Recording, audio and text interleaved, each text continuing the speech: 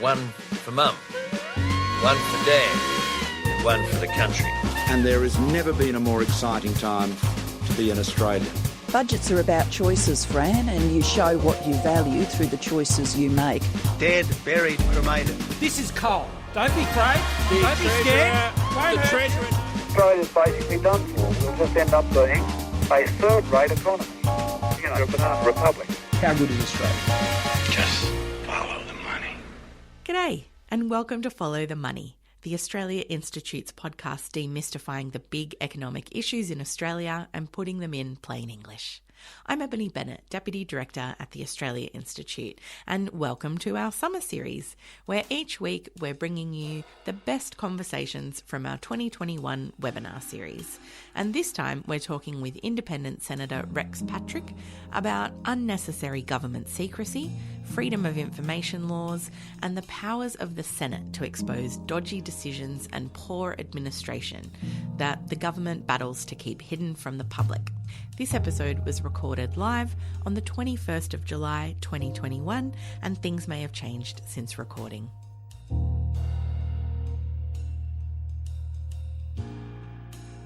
So Rex Patrick has been a senator for South Australia since 2017 when he was appointed to fill Nick Xenophon's seat.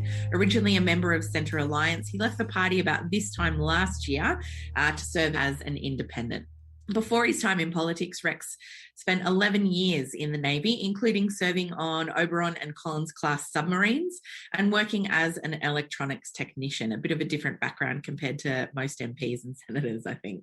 After leaving the Navy, he set up a small business training people in sonar and acoustics and wrote publicly on defence issues. And as a senator, he's really been a fierce advocate for his home state. His defence background has given him an edge when questioning ministers and public servants over the $90 billion future submarines program, with thousands of South Australian jobs in the balance. And also when challenging that ubiquitous excuse for government secrecy, national security.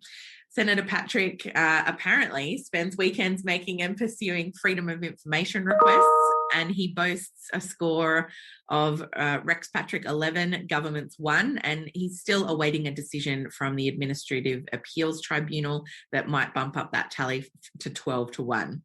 And obviously with the title today, Keeping the Bastards Honest, he's not keeping any secrets of his own. And today he'll be in conversation with Bill Brown, who's our senior researcher at our Democracy and Accountability program. And we're going to be touching today on how the powerful can be held to account through freedom of information laws, the Senate, and even the Constitution. And I think today's a really timely webinar given the recent revelations about the car park rorting scandal, or car porks, I think as Twitter has dubbed it, hot on the heels of sports rorts and other maladministration of government discretionary grants. So thank you so much for joining us today, Senator Rex Patrick. Welcome. Thank you. It's a great pleasure. I might just update you. My score is actually 11-0 now because I've appealed the one that I lost. So that's a cabinet matter, and there's some important issues around that. So we'll just have to see how we go there.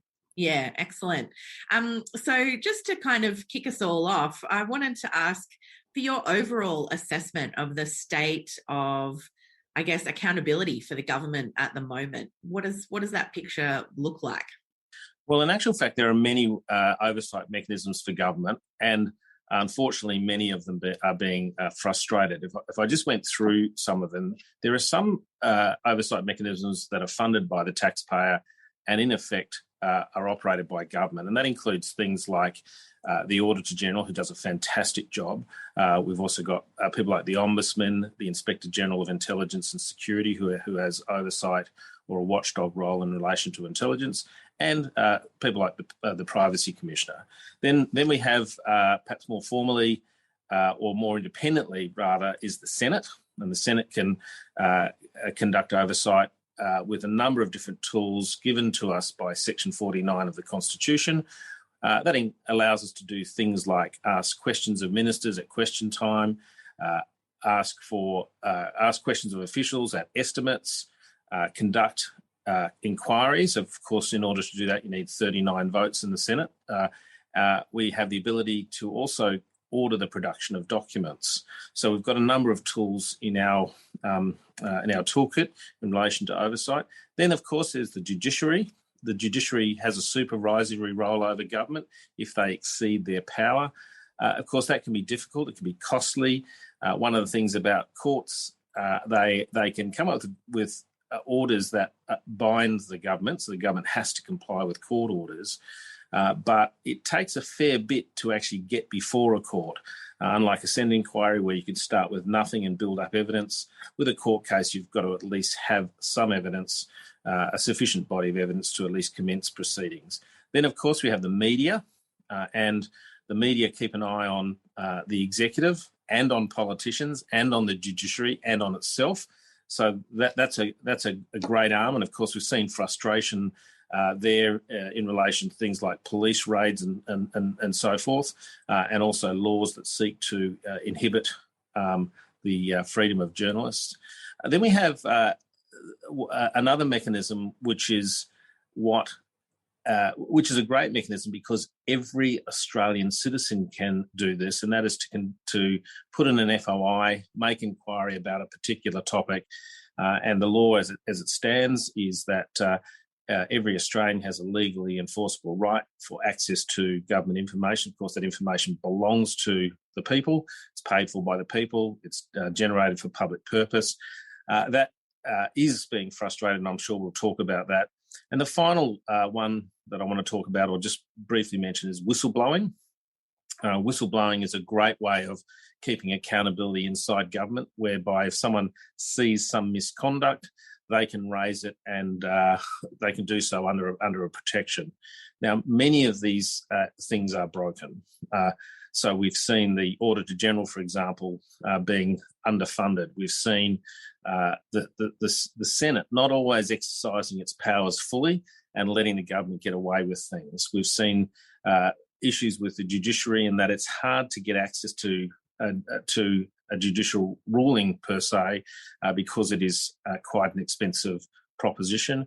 We've seen the media being stifled by way of, as I mentioned before, police raids. We've seen FOI being stifled because governments have a culture of making cavalier claims that then have to be fought.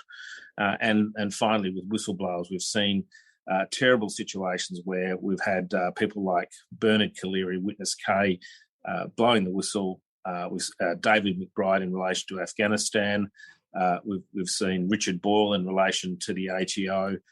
All of them are being prosecuted or might say persecuted by government authorities for the very fact that they blew the whistle. So I don't think we're in a good state. We do have many, many mechanisms and they all need to be fixed. And I might just end it by saying the big missing item we have is an ICAC, and that unfortunately the government promised that we're going to get an ICAC. They're basically running out the clock. We won't see an ICAC this side of an election. Yeah, so many issues that you've touched on there, and I think we'd like to come back to most of them. Bill, I know you do a lot of FOIs for the Australia Institute. Do you have a question on that there? Yeah, well, in particular, you mentioned the beauty of an FOI is that any citizen can do it. We've got hundreds of citizens watching today. I was wondering if you had some tips for people who've never put in an FOI before, kind of how do you realize that there's something worth asking about, and how do you anticipate some of the ways that the government avoids answering those FOIs? Okay, so working on the positive side of things first, thank you, Bill. Citizens just need to learn these words. This is a request for the purposes of the FOI Act 1982. I seek access to, and then ... That's how easy it is to put in an FOI. And I run across many constituents who say to me, Rex, I've been trying to get a document of government, and I've asked them many times, and they keep promising, they keep telling me they're going to consider. When you use those magic words that I've just given to you and put that in an email to a government department, they are obliged to give the document to you, and they're obliged to do so in the federal space within 30 days, unless there is a justifiable exemption. So that the default position is you have the right to see these documents. Unfortunately, what we see happening, however, is government departments make a range of very cavalier claims, ranging from national security. We've seen national security claims being made in relation to health information recently with vaccines, but we see lots and lots of cavalier claims that may not be properly made out.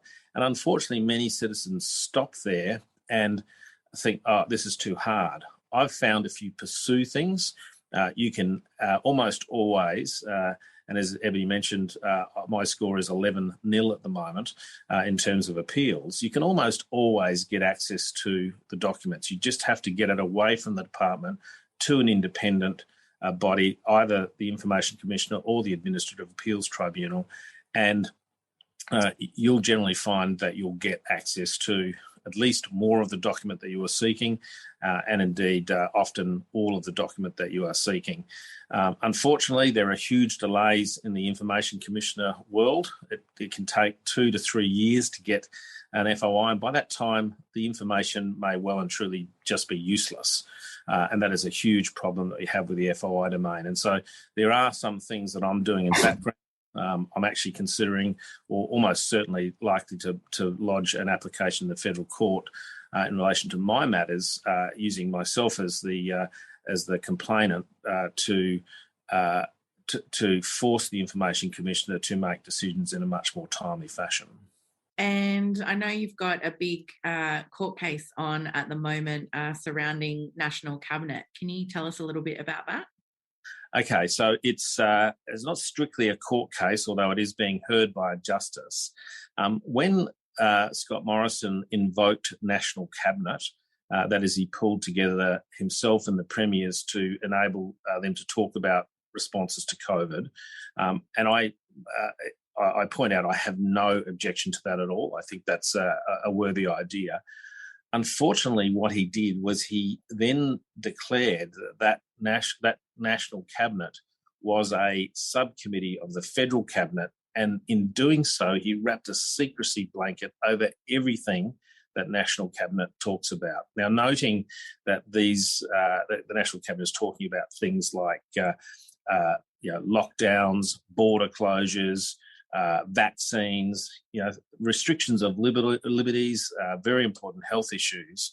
I think it's most unhelpful, and it's in fact most unreasonable to impose a secrecy blanket as he did. And so I went for the jugular. I requested under Freedom of Information laws access to the minutes of a National Cabinet meeting, and indeed the notebooks of a National Cabinet meeting, knowing full well that they would come back and say, sorry, that's Cabinet in confidence. When they did exactly what I thought they would do, I then appealed to the Information Commissioner saying, look, this is not a National Cabinet, this is not a Cabinet in the terms or in the normal understanding of a Cabinet as per the FOI Act and the National Archives Act. That matter was quickly escalated to the Administrative Appeals Tribunal. The government tried to keep it with the Information Commission, knowing that it would take 2 years to get through. Thankfully, the Information Commissioner said, well, this is a bit of a complex one.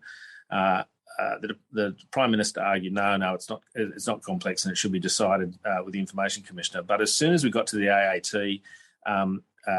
AAT decided to appoint a justice to hear the matter. Justice White, who doesn't strictly appear as a judge. He appears as a presidential member, but his decision will have great weight. And of course, then the government appointed a QC, noting how simple the matter was.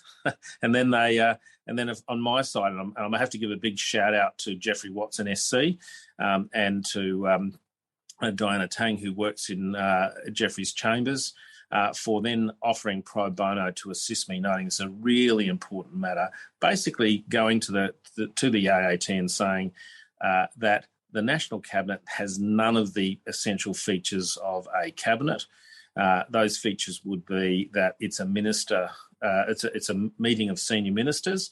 Of course, there is only one federal minister at National Cabinet, that's the Prime Minister, all the rest are the premiers. There is no cabinet collective responsibility or solidarity. So we see cabinet meetings taking place, and then we see press conferences by the Prime Minister, then all of the premiers all saying different things, and cabinets are not allowed to do that. If you disagree with cabinet, you are required to resign. That, of course, is not occurring. So it doesn't have the characteristics of a cabinet. Now, I'm now awaiting the judgment of Justice White. He's no doubt carefully pondering this because the government have indicated already through their submissions that if they lose, they intend to appeal, and that would be a matter that would have to go to the full federal court. It sounds like a really important case. And of course, Jeffrey Watson used to be counsel assisting New South Wales ICAC, so well steeped in all kinds of matters of accountability. So we await the outcome of that with great interest because, of course, as you mentioned, its National Cabinet has just been making absolutely huge and consequential decisions for millions of Australians and far less transparent than its predecessor, COAG. Bill, might come back to you for your next question. Yeah, well, one thing we write a lot about at the Australia Institute is the Senate and its powers to hold the government to account. Of course, the House of Representatives has the same powers for the most part, but because it's controlled by the government, is much less likely to exercise them. But your reference to needing 39 votes for the Senate to act as well made me think that maybe when I talk about the Senate's powers hypothetically, I'm overestimating what it can do in practice because of those requirements. So I'm wondering if you could tell us, when has the Senate acted successfully to increase transparency, but also when has it been more hesitant than you think it should be? Okay, so thank you for the question. Look, the Senate is an awfully powerful beast. It has all of the powers of the House of Commons, or the powers that they had back in 1901, which are extensive. But as we've mentioned, you need 39 votes. The Senate there are 76 senators, and we need to have at least half plus one to enable it to enact a power. So it's different to a judge, for example, who has tremendous powers to order things to occur, and he or she can do that unilaterally. But of course, they can only do it down a very narrow line dealing with the case that's before them, whereas the Senate can actually say, look, we want to look at anything we want to, but again, you need a body of people to agree with you. And so, that's kind of an interesting difference in the powers. So it does create a difficulty. And this is a really important reason as to why we want to have a situation where no party has sole power in the Senate, because that would mean that, as you mentioned, the House of Representatives, which has all the same powers but never utilises them because the government always controls the vote. We don't want to ever see that in the Senate if possible. Now, the Senate can order the production of documents. It can subpoena people to appear before it, and it has all of the powers to enforce those, to enforce its will. But you have to get past the fact that sometimes the Labor Party, in this instance in opposition, look at things and say, you know what, if that occurred and we were in power, we wouldn't like it. And I face that all the time. The words they use to me are, Rex, we are a party of government. So they expect to be in government at some stage. So they're not always willing. Look, there are back in the 1950s, the House of Representatives, and it was a shameful act actually, because it was about journalists who were writing bad things about the Prime Minister. The House of Reps put 2 journalists in jail, in the Goulburn jail, and that went to the High Court, and the High Court said, yes, the House has the power to do that.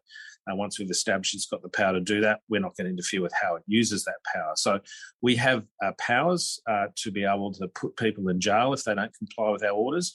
Stepping back from that, we can also issue a fine, the maximum fine being $5,000 under the Parliamentary Privileges Act. I think that needs to change. And in fact, right now there is a privileges matter before the Privileges Committee of the Senate, dealing with the Defence Department's refusal to hand documents to the Senate. And it's going to be a bit of a test case. Normally what happens is if an order is not obeyed, you can sort of work with the opposition and other crossbenchers to frustrate the government in dealing with bills. One you might recall, Jackie Lambie at one stage got enough votes behind her to make such that she could see into a Royal Commission report, we can do those sorts of things. We can hold up legislation. That's a political solution, but we also have formal contempt powers that we can use. Again, you have to have the will of the Senate to be able to exercise those powers. I think the Senate has lost a bit of its mojo. I know that 2 years ago, the House of Commons was after some documents from Facebook. They had a gentleman come into the UK that had the documents because Facebook, sort of refused to hand them over to the UK Parliament.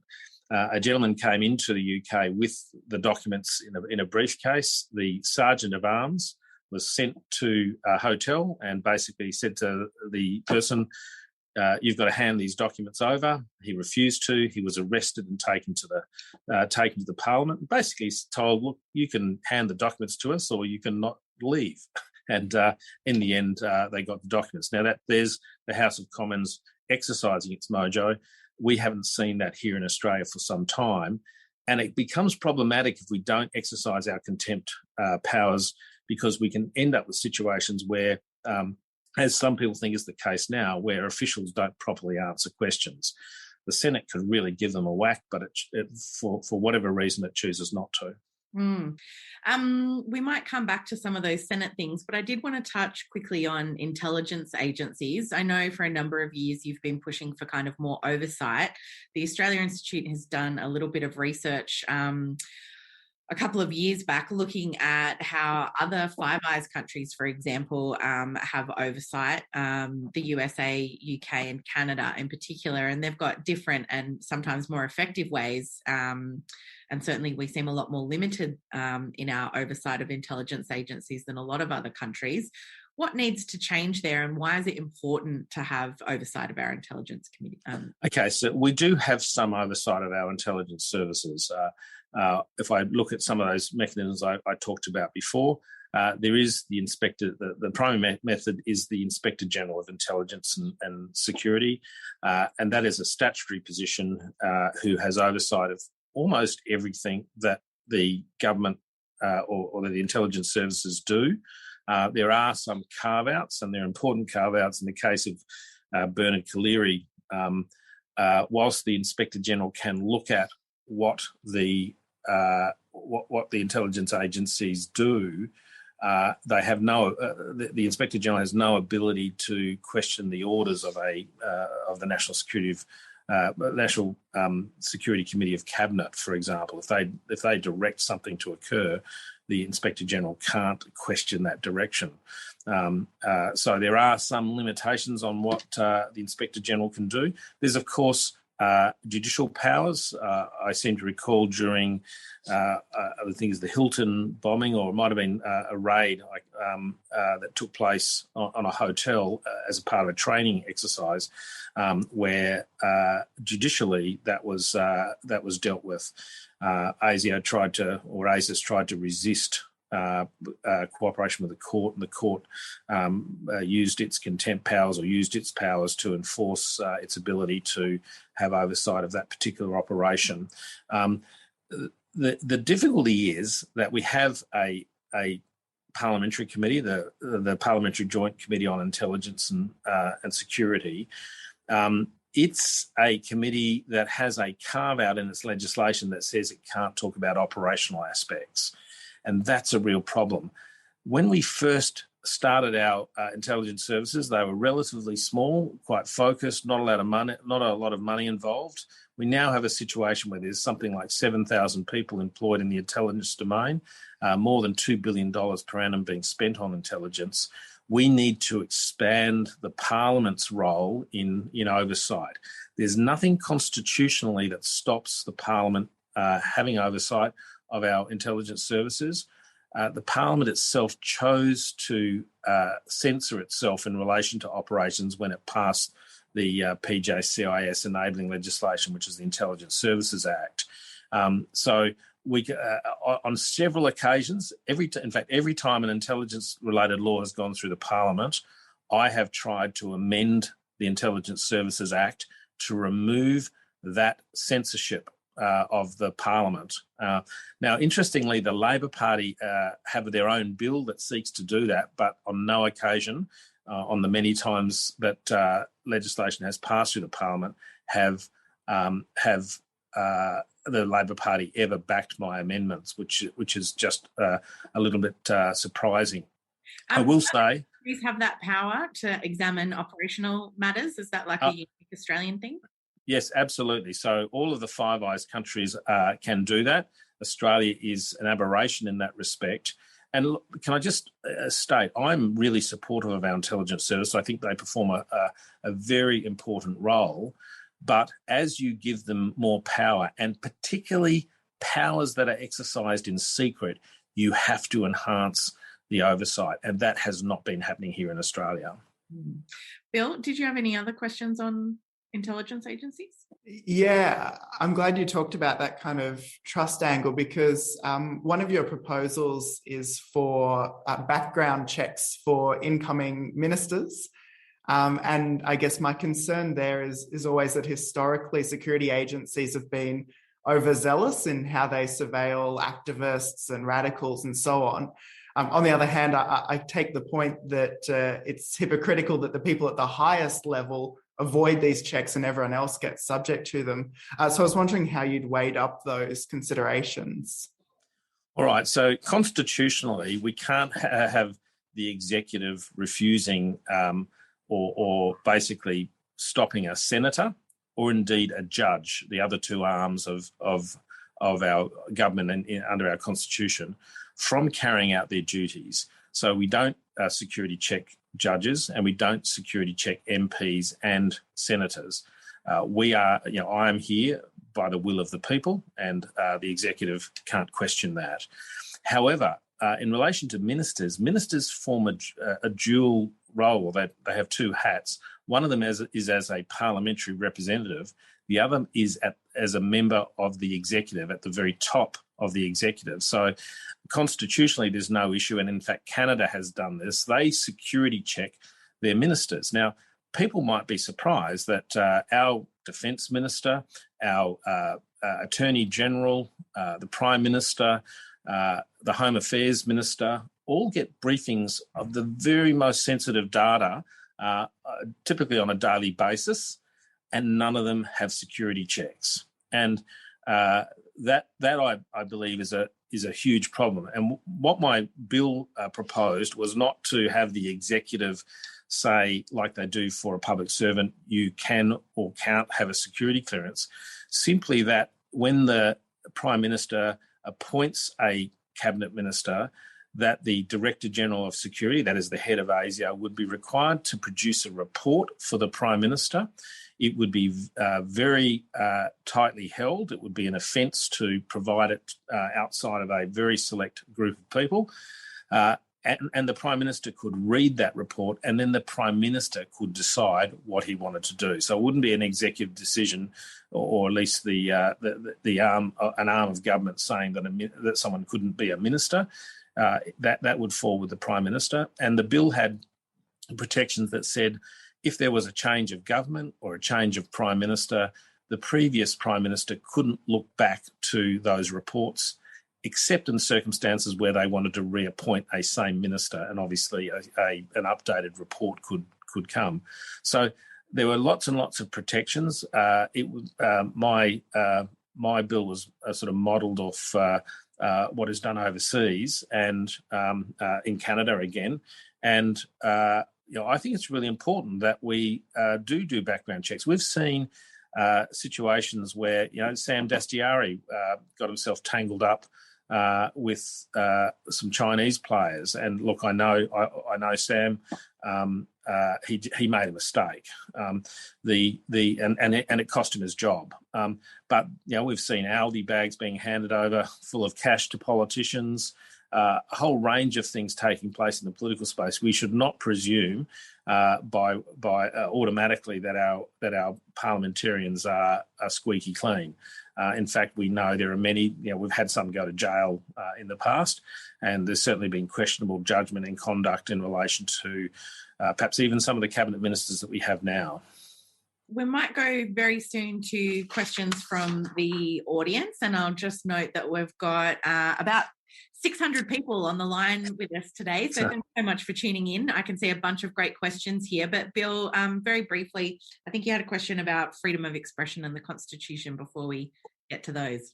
Yeah, so you've brought a bill that would, I guess, trigger a referendum, amend the Constitution to introduce a freedom of expression as a constitutional protection.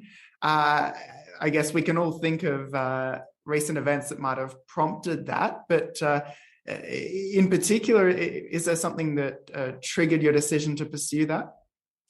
Okay, yeah. So sometimes I wonder why it's my bills that are doing a lot of these transparency things. I think it's a shame that others aren't putting these things up, because I think they are important. That bill that I put to the Parliament, I did so just after the media raids that took place with the ABC and News Corp with Annika Smethurst. And what happened immediately after that was the PJCIS, the Intelligence Committee, struck up their own inquiry looking at some aspects of media freedom and the effects of those raids. So too did the Senate. It struck up an inquiry into media freedom.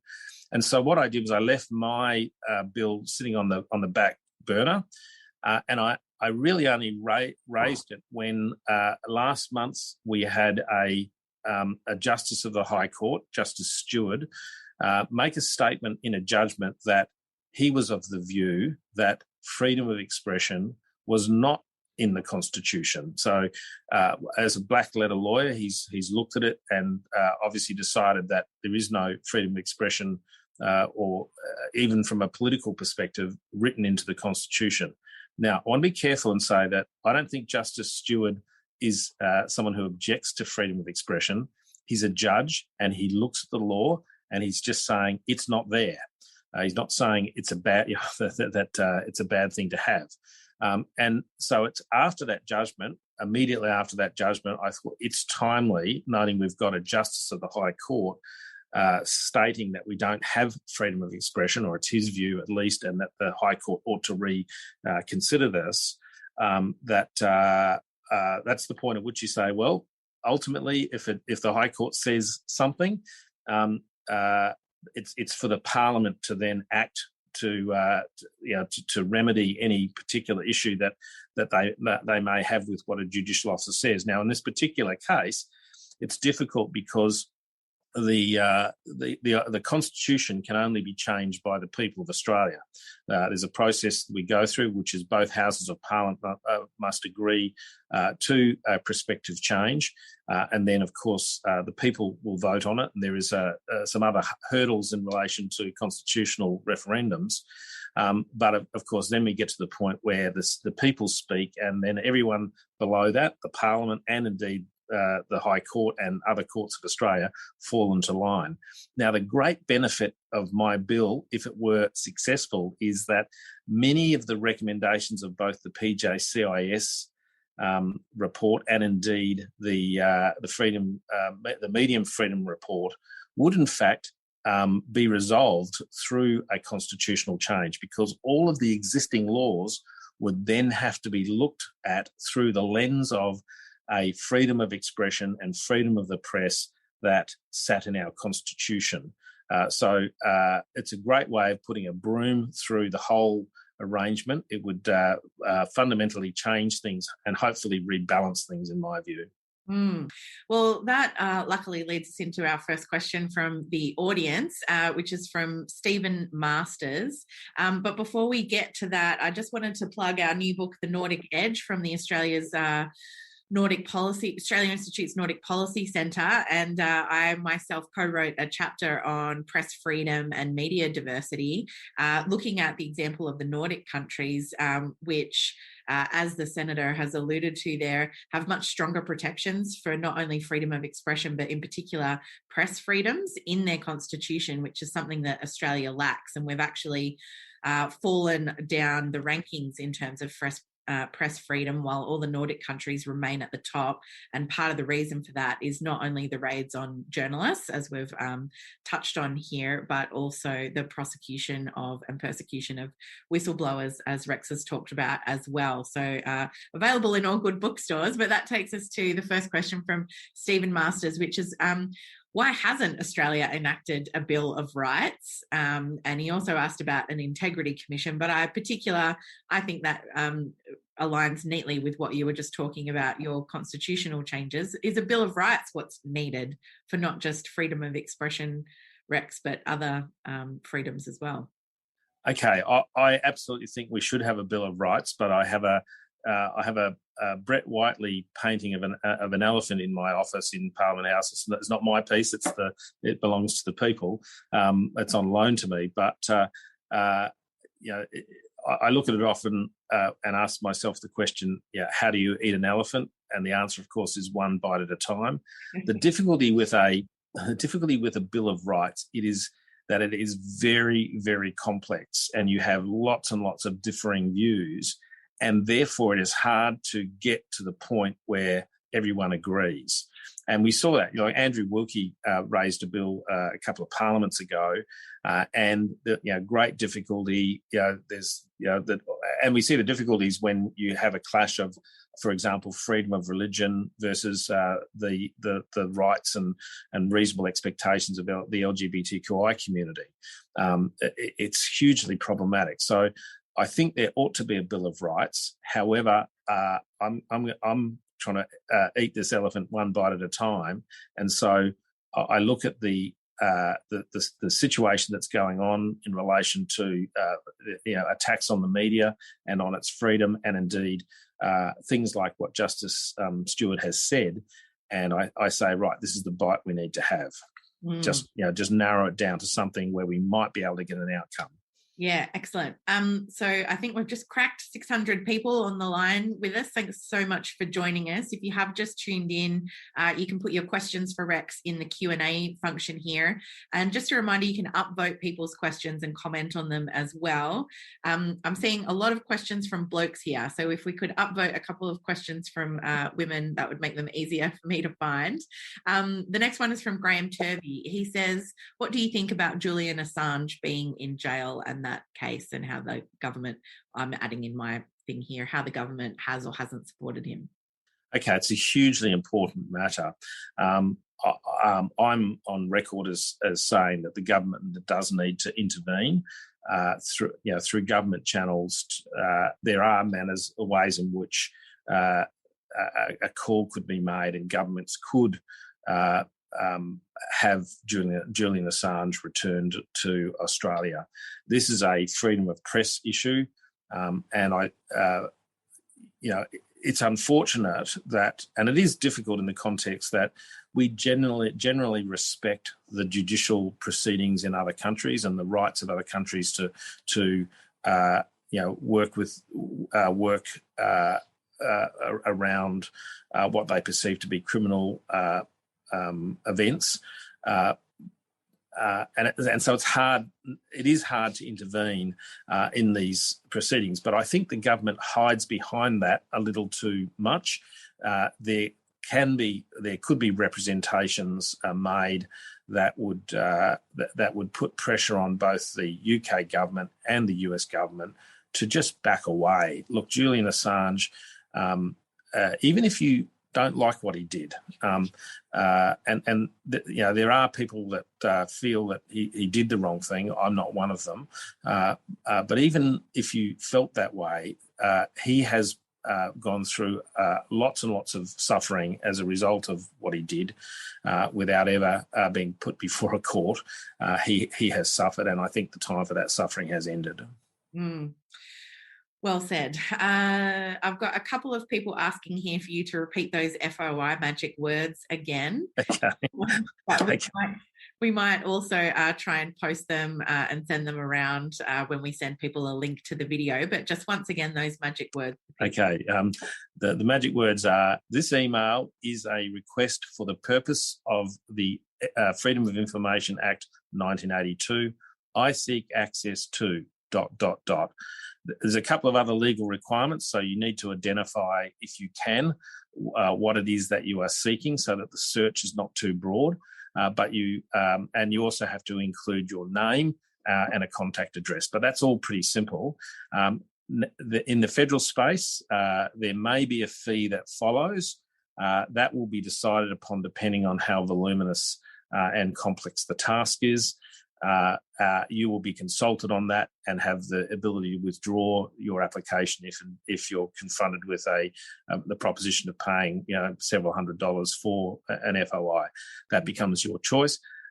By law, the government are required to assist you. So if you put in an FOI request, you don't quite get it right, they are obliged in law to consult with you to try and narrow down or better articulate what it is that you want. So very easy process. Instead of asking or complaining internally to yourself about the lack of information, everyone understands they have a legally enforceable right for access to all government documents unless there is an exemption that can be applied to those documents. Thank you so much. The next question is from Sarah Barter. She says, after the UK MP's expenses scandal, as an apology to the public, the petition system whereby after 100,000 signatures petitions are considered for debate in Parliament was introduced, as well as the Recall of MPs Act. In Australia, the scandals keep coming and 85% of voters think politicians are corrupt, but we haven't been given any of these mechanisms as an apology. Her question is, why do you think MPs in other countries actually feel they have to at least try and do better, whereas the ones here don't even seem to bother to try?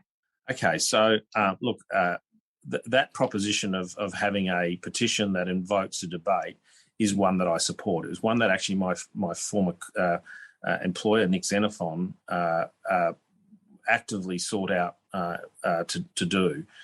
So I'm on board. The difficulty again is, look, firstly, a lot of times when something occurs in the public eye that is wrong, oppositions and independents will call for a debate anyway.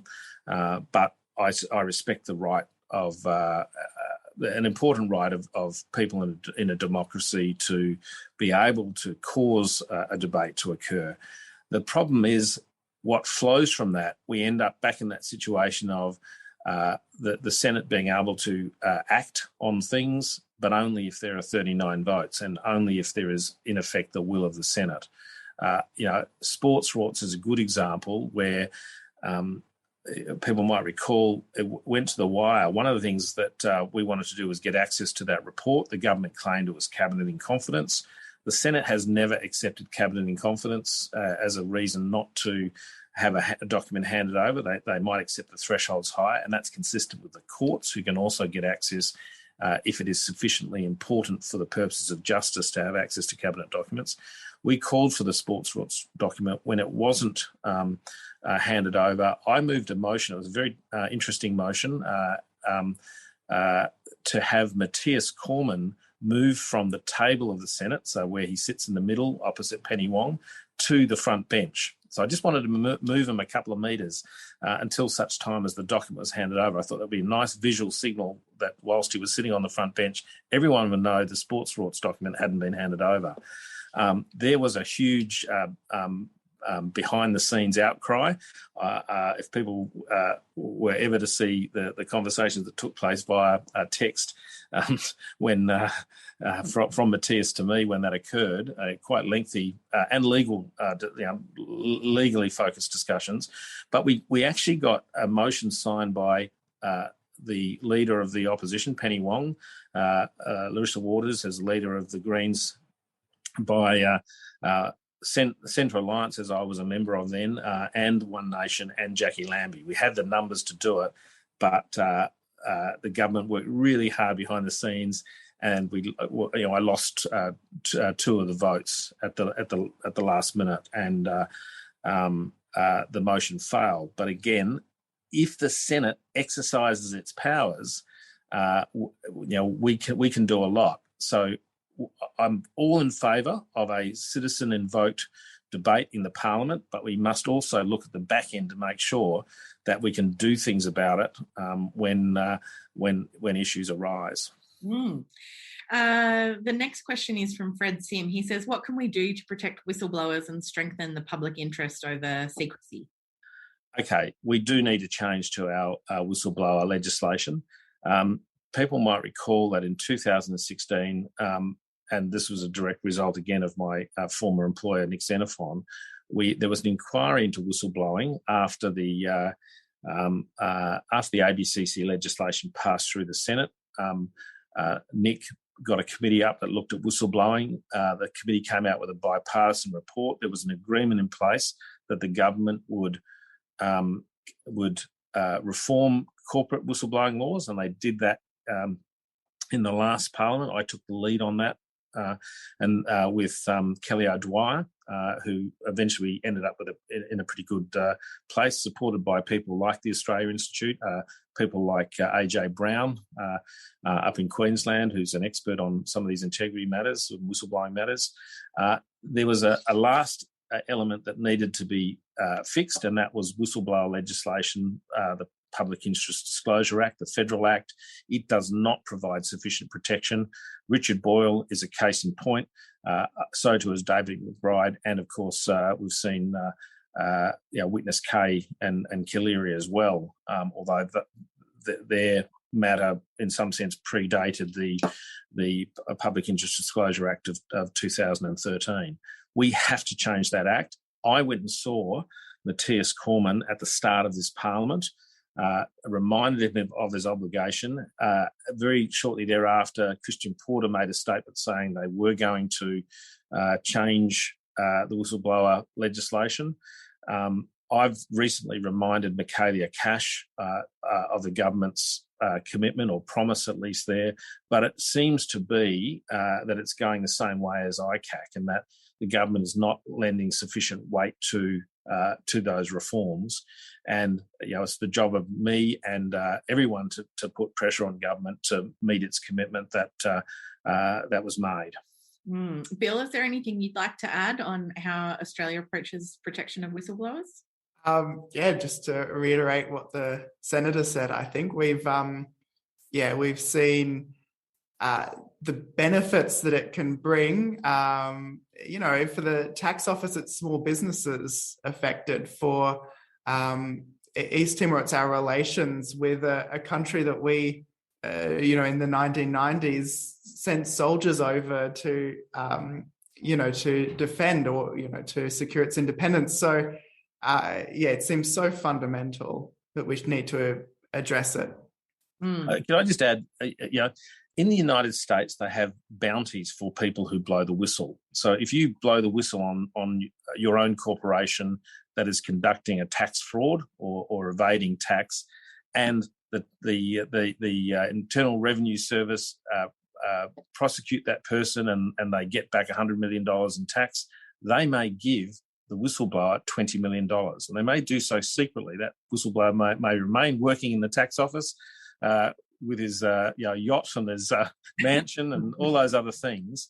And that is it's not that we want to actually reward people with bounties. It's just the idea that everyone in a corporation, everyone in government are looking over their shoulder saying, you know what, if I do something wrong, there's a financial incentive for people to dob on me. And the bigger my indiscretion, the bigger the incentive is for people to dob people in. I probably shouldn't use that word because it has negative connotations here in Australia, but people who blow the whistle are heroes in my view. And the government certainly seems happy for Australians to dob on one another for, breaches of welfare and all other kinds of things, but never at the highest levels. Unless it's JobKeeper. That's right. The next question is from Holly Raish. She says, how can the Secretary of the Prime Minister and Cabinet refused to submit documents to the Senate. I'm not quite sure what that refers to. Maybe you know. Okay, so there have been times where the Senate has called for documents to be produced, and the process is a three-stage process. The first part of the process is that the Senate receives a motion, or a motion is put before the Senate to order the government to produce a particular document. That is voted on. If there are 39 votes or more, then the order is made and the government have to respond to that order. Now, it is permissible, and this is stage two, for the government to look at what the document is and decide that it is not in the public interest to release the document. It might be an intelligence document, or might be extremely sensitive from a commercial perspective, in which case they come back to the Senate and advance a public interest immunity. Now, often that's where it stops. The Senate then says, okay, some people might complain, some senators may complain, but then they let it rest. The next step, and I've exercised this on a few occasions, the next step is to actually go back through a motion in the Senate to say that the Senate does not accept the public interest immunity, and that is the final word. And that doesn't always happen. Because some people look at what the government has claimed and say, well, that's fair enough. Now, on a number of occasions, and I'll give you a couple of examples, one of them is tax-related information. There are secrecy provisions in the tax law that prevent the tax office handing over documents to a minister, for example, so that a minister can't go and pry into a company's tax situation. But it's actually explicitly stated in the legislation, not that it had to be, but they explicitly put it in there, that a committee of the Parliament or the Parliament, House of the Parliament, can call for those documents. Now, the tax office resisted that order for production. I then took it to the next step, which was to have the Senate vote that they were required to hand it over. In the end, the tax commissioner, Commissioner Jordan, said no. Basically, in the face of the Senate, was in contempt. The Senate had another motion that was passed that reminded him that it was a contempt and they would take action. And with some arm twisting behind the scenes, the documents were eventually handed over. We've got a situation right now in relation to defence, where defence has refused to hand over documents. There has been some arm twisting behind the scenes, and there has been some concessions made by the government. But nonetheless, the Department of Defence has frustrated a committee of the Senate, and that matter is now before the Privileges Committee, which has taken submissions from the committee, from the people who've been accused of fettering the Senate in its operation.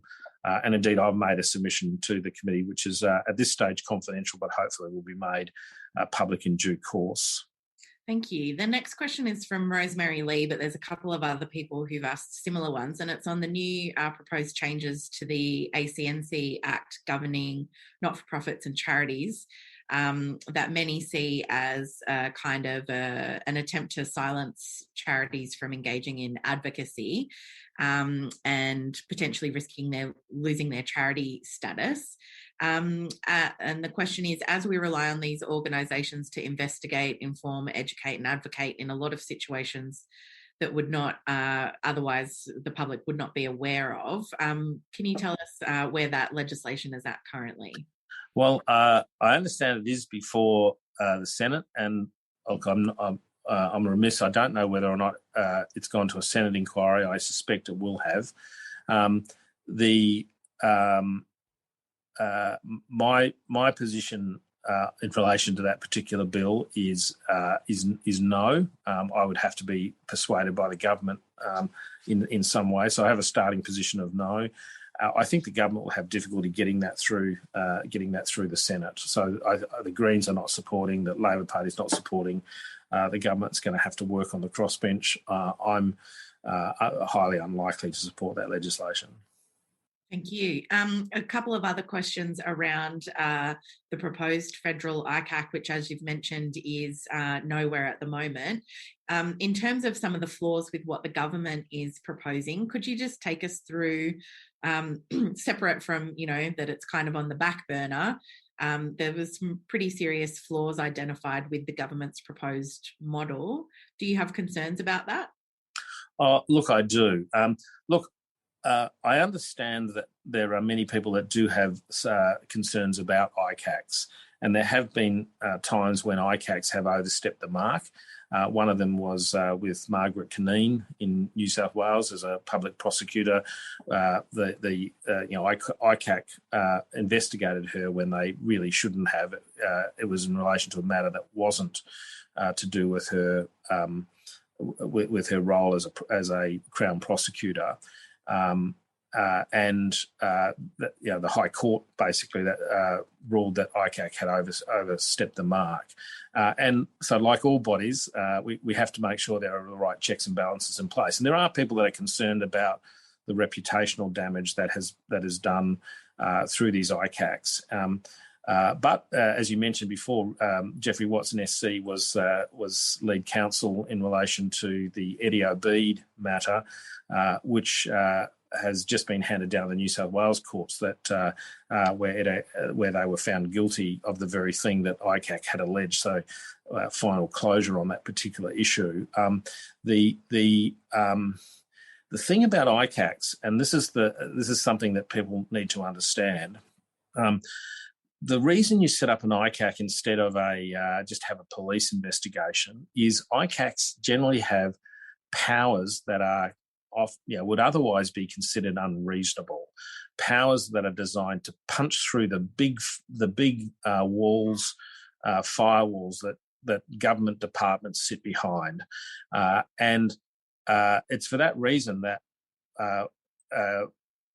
these commissions. They never find anyone guilty of corruption because they're not able to. They're not a judicial body, but they also rely on evidence that would otherwise not be admissible in court. So people need to understand an ICAC is different to the police in terms of investigating because of the tremendous powers they have. That's recognised by saying that the ICAC can't judicially find someone has committed a crime. The matter then has to be referred to a court. And of course, some of the evidence that the ICAC may have gathered, phone taps, those sorts of things, may not be admissible in a court. So all a corruption commission ever does is call someone out for being corrupt. And that is a reputational call and generally results in people resigning and possibly with people then being charged. We have to find the right balance between making sure that there's no undue reputational damage, but that's all very achievable, making sure that we don't investigate publicly, at least until such time as there is a prima facie case. Those sorts of things can all be done.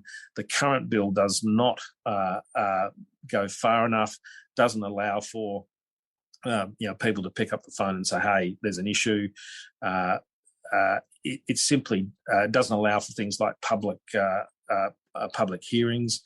I think all of those are essential in various different circumstances. And you can make the legislation such that those sorts of public hearings only take place when the commissioner thinks it's appropriate. So there's still the ability to have sort of secret hearings. Of course, there are always limitations with secret hearings. That's sort of inconsistent with principles of open justice that we have here in Australia. There's lots and lots of parts to this. The Australian Institute has done a lot of work on this, so their model is a very good model, and would, in my view, needs to be tweaked a little bit, but it's a great starting point. But actually the most important thing is we've got to get the will of the government, who simply are not motivated to have a commission against corruption. That's the fundamental problem we've got at the moment. That's an excellent summary. Thank you very much. And people can find that we've got our principles for the design of a federal ICAC available on australiainstitute.org.au. And some of those coercive powers that Rex was talking about there are because the nature of corruption is obviously that it's very secret. Sometimes it does involve people at the highest levels of government or the public service with the ability to cover up their crimes, and sometimes corruption isn't a crime or necessarily an illegal act, things like nepotism and things like that. So there's very good reasons why it has those coercive powers, but also why, as Rex alluded to, you can't necessarily always use it to build a criminal case against someone. I'm afraid we're going to have to wrap it up there. There were some really fabulous questions in there. I tried to get across a good cross-section of issues, but as always, I'm really sorry that we couldn't make it to all of them. Thanks so much for your participation today, Rex. We really appreciate your time. It's a topic I love. Excellent. And thank you, Bill, as well. I appreciate you coming on board. Thanks, everyone, for tuning in. This has been a special webinar episode of Follow the Money. All our webinars are free and available on the Australia Institute's YouTube channel, which you can find at australiainstitute.tv. All our latest research and content is at our website, australiainstitute.org.au, and we're on Twitter at the Oz Institute with an AUS. My Twitter handle is ebony_Bennett with a NNT, and this episode was produced by Jennifer Macy, and you can find her at Jennifer Macy. Our theme music is by Jonathan McFeet from Pulse and Thrum, with additional music by Blue Dot Sessions. Thank you for listening to Follow the Money, and have a great summer.